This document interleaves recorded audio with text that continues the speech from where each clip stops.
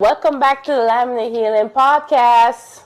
Where laughter meets inner peace. We're your host, Shaka. And I'm Kiana. And we just want to thank you for tuning in to another episode of your favorite podcast, Lyman and Healing. We really appreciate everyone who subscribed, commented, liked our last episode. And if you have not yet subscribed, make sure you hit that subscribe button.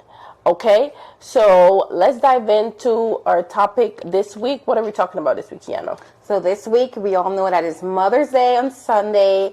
And of course, we have to bring a topic on mothers. So today, we're going to be talking about what is a mother? Ooh. What is a mother?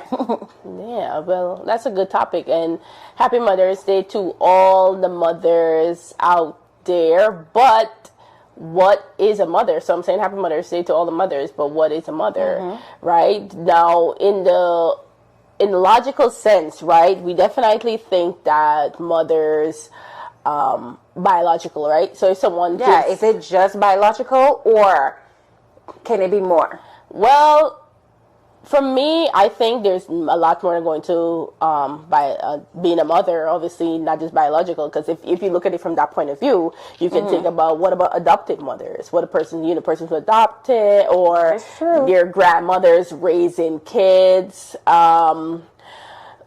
surrogate mothers, right? Are those mothers? Some may say no, because basically a surrogate is someone who just carries a baby for someone else. And let's say if the surrogate does not have like kids of their own, would we consider a surrogate a mother just because they give birth to a baby? Exactly. So I don't know. I think to me that's a bit iffy, because if we look at it as just biological, right, then a surrogate mother would be considered a mother, right? So what about godmothers? Yeah. Right? Are godmothers mothers? That's a good question, because I'm thinking in today's society, I feel like, the emphasis on like godparents is not as important as it used to be, because back in the days, a godparent or a godmother was someone who would practically agree to raise someone else's child in the event something happened to them. But I think to me that's still, I maybe not in the Caribbean society as much, but I still think to me in some societies, a lot in American society, when somebody said they want you to be the godparents, it usually means that they're going to take that child. Does it though? Yeah, because unless there's papers involved, does it though? Yeah, exactly. No, that's what I'm telling you. So like when people say I want you to be godparents, usually because they're in their will, they've written that you're the person taking over. Right, but do they say like godparents or more so guardianship? Like I want to. No, I've seen godparents. That's what I've seen here. Okay. I mean, in Guyana or Caribbean, I don't think that. It's just like you go to the church, and, you hold the baby, and then you say you're the godparents, but not in the literal sense about the will. But usually here it's the will and all that. Okay, which makes sense, but this episode is not about godparents. So we're talking about mothers. We want to shout out to all the mothers out there and all the mother figures out there as well, who is basically holding it down and stepping in the place of a nurturer, a protector, a provider for the whoever in your life that you're practically raising. And today we want to talk about that. So what is a maternal figure then? Could you say that? That's... Yeah, I would say a maternal figure is anyone. Okay. That a woman identifies as a woman. Okay. That basically take care of a child, or it could be an adult, they're grown now, but they've taken on the role of their primary guardian in the sense that... Primary. Yeah, that's my opinion. Like, for example, as you can see on my top and Shaka's top, in my auntie era, like I have nieces and nephews, that I love adoringly, but I view them as my niece and nephew. Yes. Like, I would do anything for them, but they're still my niece and my nephew. And so that's your role. That's my role. I look at it as an aunt. So I feel like a mother is someone who self-identifies, or a maternal figure is someone who self-identifies as a mother to X, Y, Z. I think the feeling is mutual, because you can't go around calling people, hey, that's my child. I mean, you can do it jokingly, but, you know, that child has to also see you in a maternal way, meaning that you are a nurturer to them, you're there for them, you provide support, and it's a mutual feeling, you know. So what do you think? Okay, well, I don't know, because what constitutes as, like, you know, maternal, they have to have, like, you know, characteristics that says that, you know, they're nurturers, they're caregivers, they are loving, right? But all of that could fall in the role of, like, a teacher.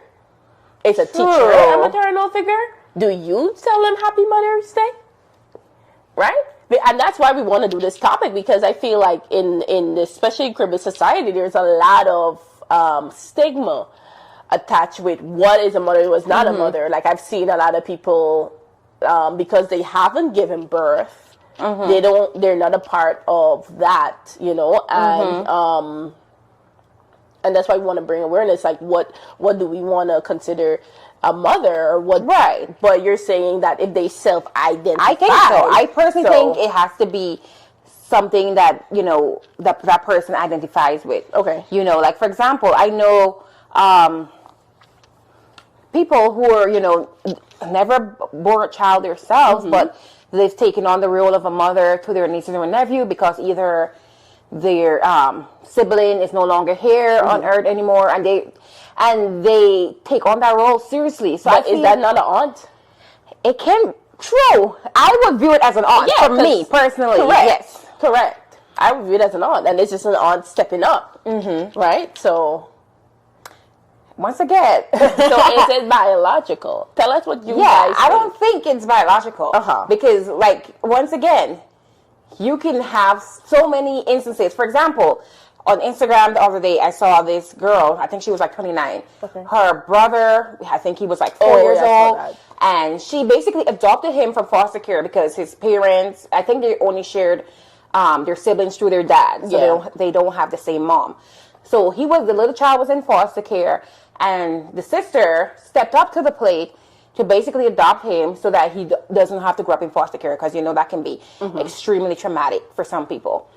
And, you know, people have asked her, what does your brother call you? Does he call you mom? Does he call you sister? So she said he interchanged.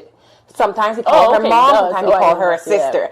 And once again, because I feel like it has to be mutual. That child has to see you in a maternal way as well, and vice versa. So it can be you're calling yourself a mom, especially if you're not, in some cases, you know, biological or adoptive. And so I feel it has to be mutual. So, like, in his brain, he knows that's his sister, not his mom, but she's a maternal figure to him. Yeah, but okay, so going back to what constitutes as a maternal figure, right? Because she's caring for him, whatever. For me, I wouldn't feel comfortable being called a mother. And if I was her in her shoes, I wouldn't feel comfortable with it, because I would sit him down and say, I am not your mother, right? I am not your mother. I am your sister. And I'm playing a role of a sister, even though, and the reason why I'm doing it, because your mother is incapable for whatever reason to do it. But what does it matter to a little child whether he calls you sister or mother? Because I want him to understand there is a difference, right? Like his life is not. But he knows it's a difference. So yeah, he knows it's a difference. So if he knows the difference, he would What understand. if he just want to fit in? Like, okay, he's around his friend, he wants to call But that's not his life. That's not his life. His life is that his mother abandoned him or died. I don't know. So I feel like, you know, some people need to, like, everybody's story is different. And I guess you're saying that if it makes him comfortable. And what if and the person just, I feel like once But I'm saying if it was me, yeah, like, I wouldn't feel comfortable with that, because that's not our story and that's not her story. Because in even on Instagram, she's not saying I'm his mother. She's saying I'm his sister. She's making that distinction, right? It's just like when adoptive parents decide to tell a child or not tell a child that they're biological because they want to keep a story, and she clearly don't want to keep that story, right? So right. So I think so. If I'm saying I'm his sister, then I need to be the role of a sister. So what happened if his mom comes back? No, she's not going to come back. I don't think. But let's say that does happen. Like, maybe not for them, but let's say that does happen. But once again, I feel like that's if you're full on, like, you know, falsifying the situation. In this case, the scenario provided, he knows that that's his sister, but he's so young, he goes in between the two because he sees her maternally. So my question is, if the person is okay, she's okay with him calling her. Yeah, that's what I'm saying. Like, that situation is fine. I'm saying personally, I wouldn't be okay with it. And even if they want to flip flop, I would sit them down and say, you know what, I am not your mother. Right? That doesn't mean that I don't do motherly things or whatever, but I feel like having a clear-cut story is important for me, because people need to understand, like, what is a mother. Like, okay, his mother, I don't know what happened or whatever, but I'm acting on the role of a sister, because why are we negating what the sister is doing? You know, by being like, okay, now she's a mom. I don't know. That's just my opinion. I wouldn't feel comfortable, because that's not my. So you would say if he's coming at you with mom, essentially you'd be like, I'm your sister. I'm your sister because I'm doing something because I'm your sister. I'm not doing something because I want to be your mother. But I don't think that's the case. I feel once again, a day story, like, for me, that's me. But I think naturally with children, you know, they all just want to be loved and nurtured and protected. And you can do that without calling somebody a mom. Understandable. But naturally, I feel like kids, you know, and I get that, you correct them, you know, and for some people, you know, that's why I say it's more personal, because some people wouldn't feel the need to do so. Yeah. So I get your point of view in that you personally would be like, no. Yeah, I wouldn't feel comfortable with it. Okay. Yeah. But I get for, like, the child and his growth or whatever, if the child feels the need, I wouldn't want to stop that kind of growth. But for me personally, I wouldn't like it. But I wouldn't say, don't call me a mother. I wouldn't do that. But I wouldn't feel, because I'm not doing this because I'm trying to be a mother. I'm doing it because I'm stepping up as a sister. Right. Because, you know, in his mind, what his sister is doing, you know, categorizes as a mother. So that's his world point of view, essentially. And he's young, so, you know, but I get what you're saying. Yeah, and even, let's say his mom had passed away or whatever, like, you know, she was a great mom or something, I would feel uncomfortable, like, I'm not taking over that role, like, that's still space and place for her, I'm just something else, you know. But once again, would you want to tell her Happy Mother's Day? Yes. Because she's doing all the things that constitute as a mother. But what are those things?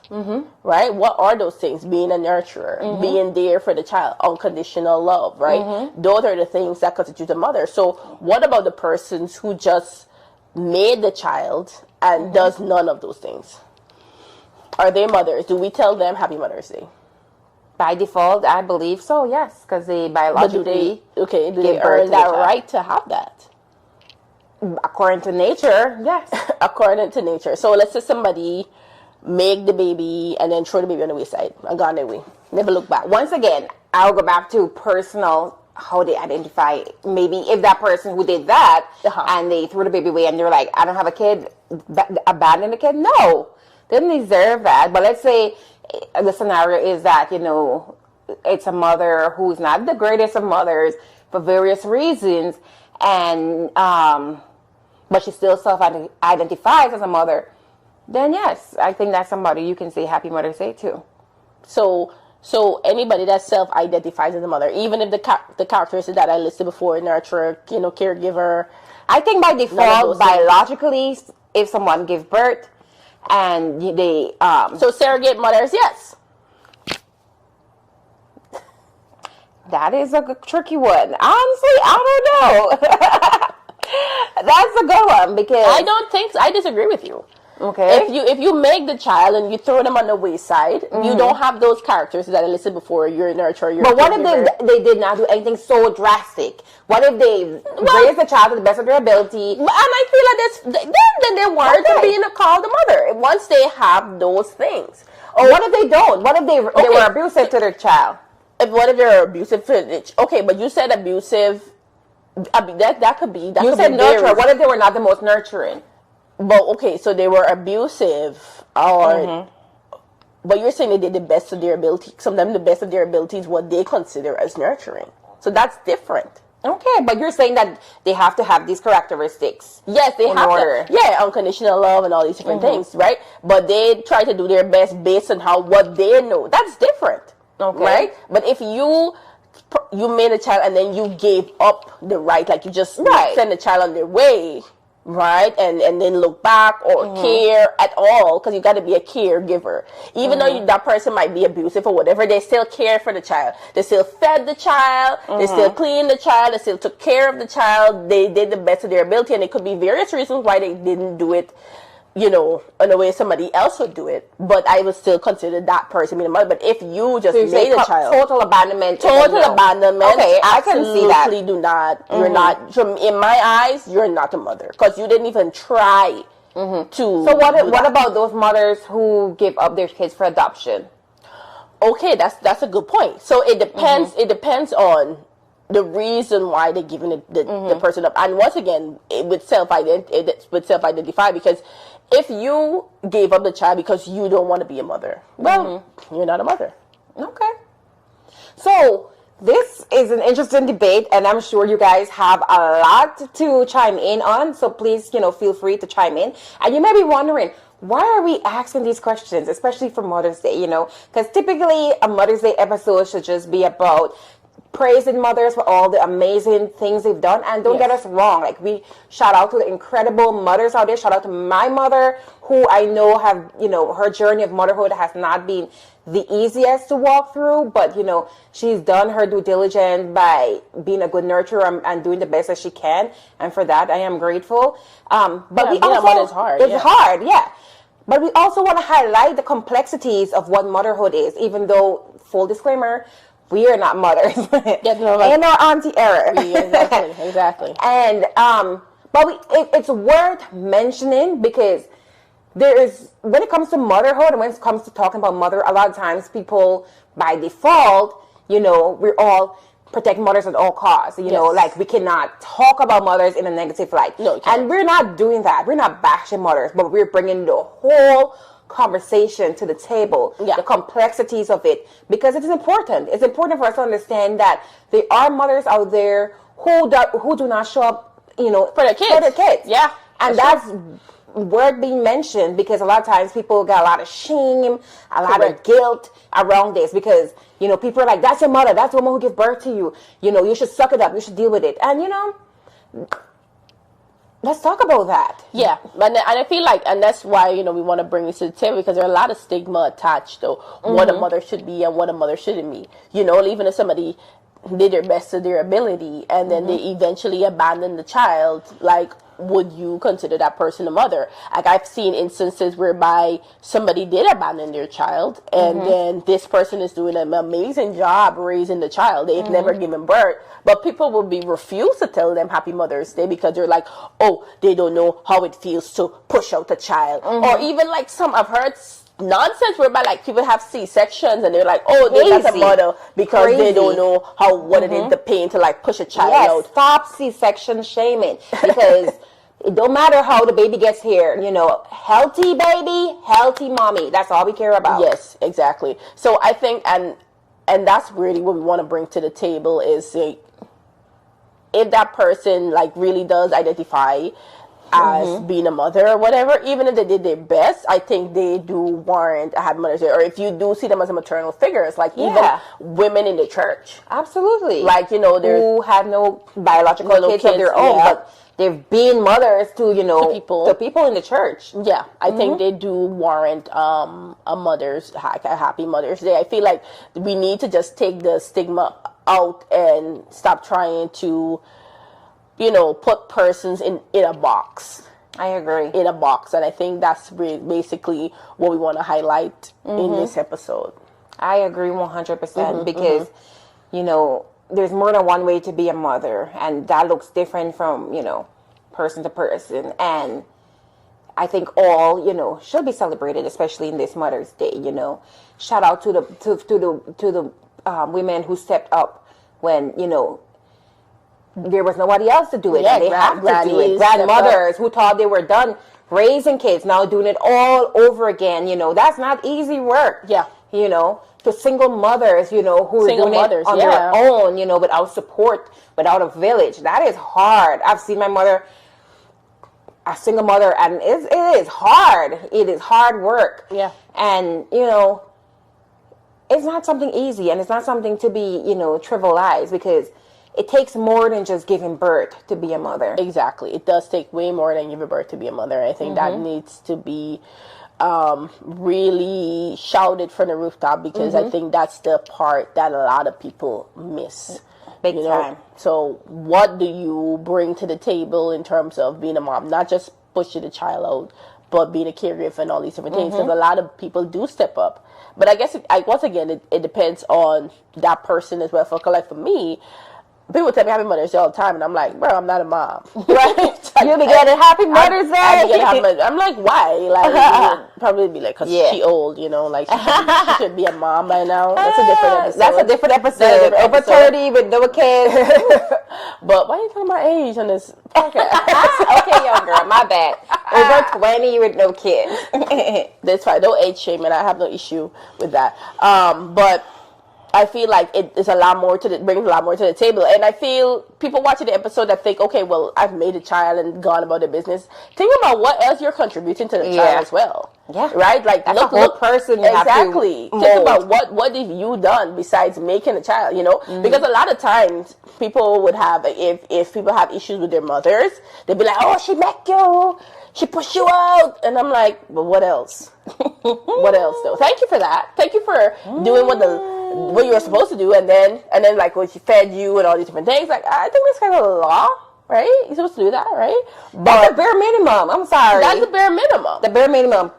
Provision in terms of shelter, food, that's the bare minimum, guys. Like, yes, that's what you were supposed to be given as a child. What were you supposed to do? Go work? Come on. Correct. Exactly. All that. So use this Mother's Day to think about what else have you given to your child, right? We're not negating the things, financial and all these different things, especially, with single mothers. And that's another stigma attached to doing it on your own, which is something that shouldn't even be like, you had to do it on your own. And that's already sad, because it's hard to do it on your own. Yeah. It's not. And that reminds me of this story. One of my memories, we do have an inside joke. I don't remember a lot from my childhood. But one memory that stands out to me was a Mother's Day, and I remember, growing up with a single mom in the home with my 3 brothers in the household. And you guys might be wondering, where's Shaka in this? But Shaka was in another house, in another house, in another location. In another mother. And yeah, I remember, not having much, growing up. We definitely had moments of lack. And I remember we came home from church. My eldest brother, shout out to you. You always hold it down. Happy Mother's Day to you, too. Because a lot of times he filled in the gap for my mom when she had to work. So he definitely did his part, with helping, rear us, even though he was a kid himself. And that could not have been easy. No. So thank you. So yeah, I remember it was Mother's Day, and I remember my mom at the time, she would, she always had a garden, she always would grow, rear chicken and stuff like that. But for whatever reason that time, we only had like the smallest piece of chicken in the house, like in the freezer. And it was just enough for one person, right? I don't remember my eldest brother, he made curry with the chicken. Mother's Day curry. Mother's Day curry. Still proper. We love some curry on this show. He made a curry, and I remember we were all like, the house had like a veranda or a patio, whatever you want to call it. we would always be outside because it was breezy, you know, in the Caribbean, breezy. So it was the perfect place to take a nap. And I remember we were all sitting, we were so young. I had to be like, probably less than 4 years old, maybe. Maybe 4 years old. Wow. I can't remember. It was like an early memory. But I remember, he cooked the food. So he gave my mom his Mother's Day. So, we got to give the queen the best. So she had the chicken. And the rest of us just had potatoes. We were eating vegetarian that day. And I remember, just begging her for a piece of chicken. Oh my God, you did not. I sure did. Oh my God, the Mother's Day chicken. I know it. I sure did beg for a piece of chicken. But that's it. The mother always gives it, no matter what, other than nothing. Exactly. And even though in that moment we did not have a lot materially, it was like one of the most loved moments I can remember from like my childhood. Like you could feel the love there. And sometimes some mother, you may not be able to give a lot materially. That's true. But the love, the unconditional love and support, that listening ear goes a long, long way. Yeah, it's good that you guys did that because that goes to show, how much love is there. So I think that was pretty good. Yeah. But yeah, like I think that's most important. On Mother's Day, that's what you want to do. You want to reflect on what you give as a mother, and how you show up for your kids. Yes. Right? I know that's good. Yeah. Because a lot of times it's about what they're getting, but do they actually self-reflect? Yeah. That's a good point. Yeah. So that's something that you definitely want to look at. I know that this Mother's Day episode is a bit of a twist because you're like, everyone's like, mothers, you praise them or whatever, but we want you to analyze like what it actually takes to be a mother, not the biological aspect. Yeah. And what other persons out here are doing, and they're mothers too. You know what I mean? Yeah. That's a good point. Yeah. And that brings me to another segment that we want to introduce, called Growing Up Caribbean, because we grew up Caribbean, so we got a lot of like stories and things that you can share, and hope that it's relatable to you. But it is something that we want to ensure that helps to keep us connected and grounded to our roots. Correct.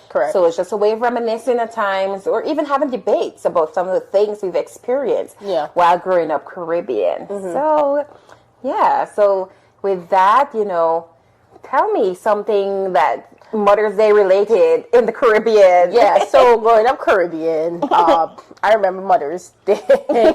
So they had this church that I used to go to, and for years they had, I don't know if you guys have this in your church, but they have Mother Day Award. Yes. So they get like Mother of the Year, oldest mother, most fun with the most kids. Yes, that was always the fun one. Right?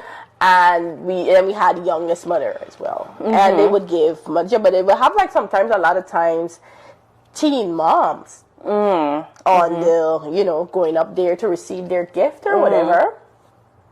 So stigma once again, right? Stigma once again. Being a teen mother, should you be rewarded or whatever? And for me, mother is a mother, right? Once you're doing the things that constitute being a mother, not just pushing out a child, obviously, as we mentioned, but caring for that child, nurturing that child. But eventually that became an issue in the church, and then persons decided to not do the youngest mother anymore. Oh, wow. Yeah, but they did the youngest married mother. So now we had to add that component to it. Dang. And so you thought you were going to church for a safe space, then you got pregnant when you were young, and that, wow. Or you got pregnant, even we're young. Let's say the mother was not a teen, but she's unmarried. Right? Yeah. She's still not eligible for the award anymore because she's not a married person. And I think that having that shame on Mother's Day of itself is kind of cold. So I can really imagine. Yeah, because at the end of the day, that person is still a mother. Yeah. We don't promote teen pregnancy or young pregnancy, right? We don't. But that doesn't negate, being married doesn't negate being a mother, right? Yeah. It doesn't say if you're a mother or not. So I think that's something that it was something that's good. So what I want to mention is that it echoes with this episode. Like, what are we doing?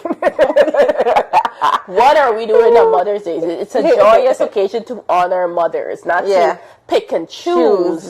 What a mother is. Yeah, correct. And that is really good. Yeah. And what do you guys think about that? Do you think that's a right scenario to, you know, eliminate the young mothers who are unmarried from the equation? Should the church do that?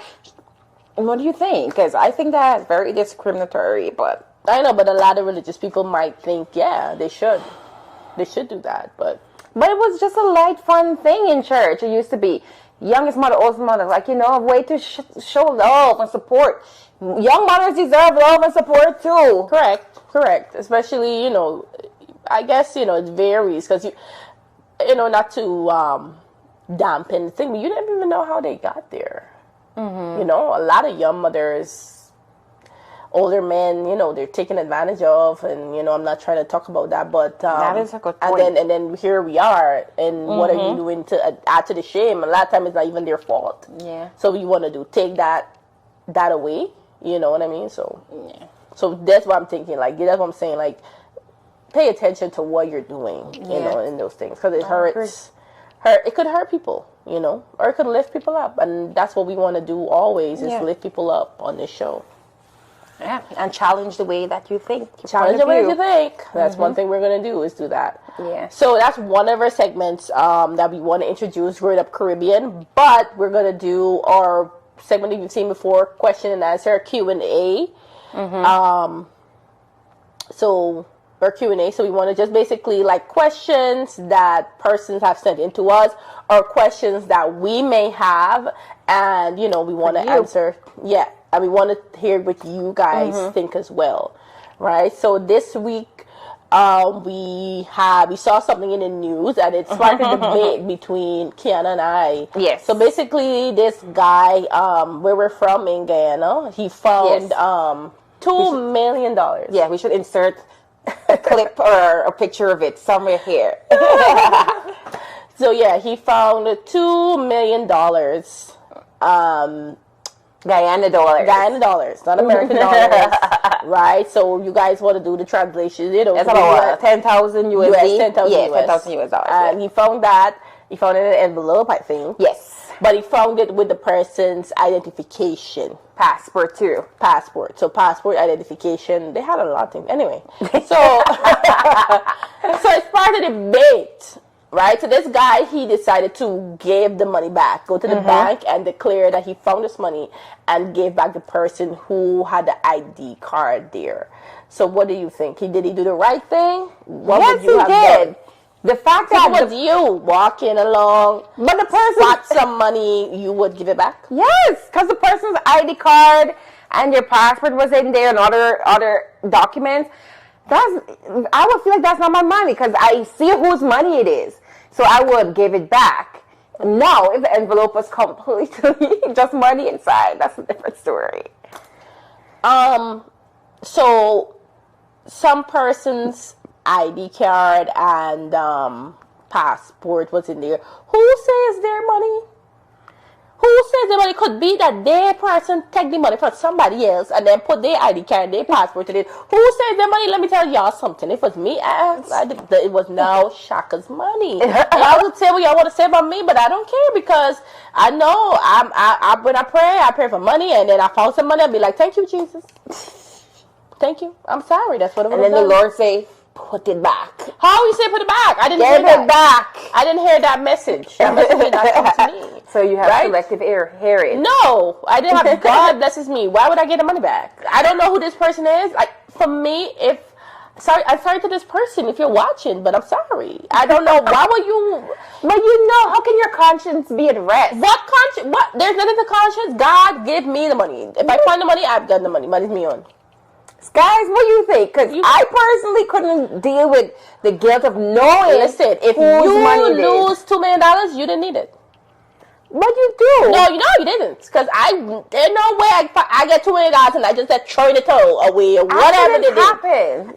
$2 million for the accident? I'm sorry. You didn't want this money. I don't be losing money like that. $2 million for a moment. Listen, if I get even a little bit of money, I'd be looking at my money every minute, like watching my money every minute. I'm sorry. If I lost that amount of money, I didn't want it. I'm sorry. But to that person. If you had lost the money, would you have wanted a good Samaritan to return that money to you? I would love for a good Samaritan to give it back, but I would blame myself because clearly I'm careless. But accidents happen.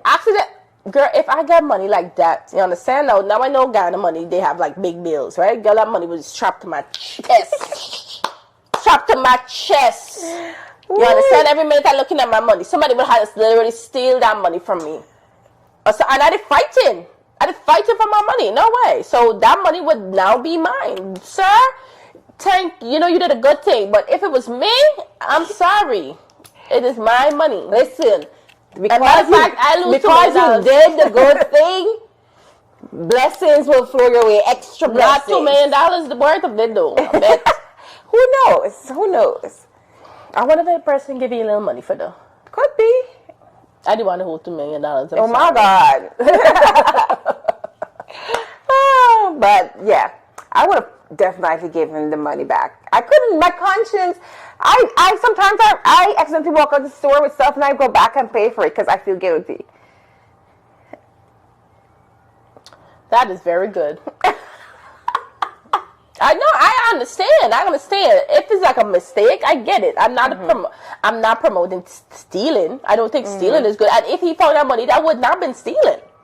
Right. Because there's nothing that shows, yes, the lady's ID card was there, but how do I know it belongs to her? Maybe, well, that's true. Maybe she could have went to the radio station and say she lost her ID card with some money in an envelope. But I think what happened was he just returned the stuff to a police station. I think he went to the bank or something. I think he was at somewhere. So that means the thing probably happened. Probably like woman put the envelope, slip it out, fall to the ground instead of putting it in her bag. So that's how you treat money? No, it's not. But some people are careless, like you said. Hence, you look a very expensive lesson learned. But they probably needed that money, so lucky them. They could never needed that money if they let money slip away. I'm sorry, guys. Let us know below. Let us know in the comments what would you do, because we can have a give it back or keep it for yourself. We don't agree on this, so we're gonna agree to disagree. We're gonna agree to disagree because absolutely not. You just see me on a vacation, yes. I'd be like, thank you. I would pray for this money. I would pray for this money. Look at that. Sorry to you, lady. Sorry to this man or woman. I would have. But yeah, let us know what you would do. Let us know. But yeah, let us know what you think about our, Mother's Day topic. We appreciate your engagement, all the follows and subscriptions we've gotten, all the reshares. It really helps us a lot. The people who tuned in to our very first Facebook Live. Thank you for that. Thank you. You guys made our day, because that was the first time we've ever gone live, so we did not know what to expect. But we had a ball of a time, and we'll definitely do that again sometime in the future. But we appreciate you for continuing to support us. Don't forget to follow us on YouTube, Facebook, Instagram, and TikTok at Lyman and Healing.